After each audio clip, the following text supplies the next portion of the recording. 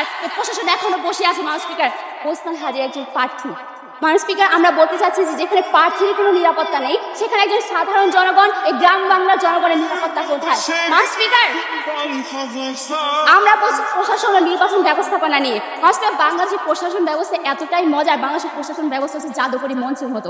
এখানে ভোটাররা না গেলেও ভোট আগে আগে একলাই চলে যায়। মাউস স্পিকার, বাংলাদেশের নির্বাচনের ব্যবস্থা নাই, কবর থেকে উঠে মানুষ এসে ভোট দিয়ে যায়।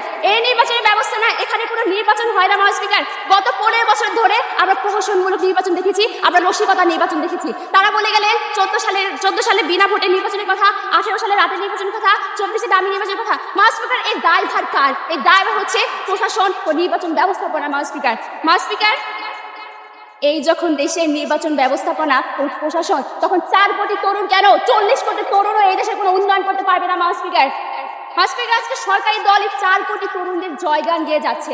আমি তাদের প্রশ্ন করতে চাই, এই 4 কোটি তরুণ কি ঐক্যবদ্ধ ভোট ব্যাংক কিনা? মাউস স্পিকার, আজকে এই 25% তরুণ তারা নিজেদের মাঝে 3-4 ভাগে বিভক্ত।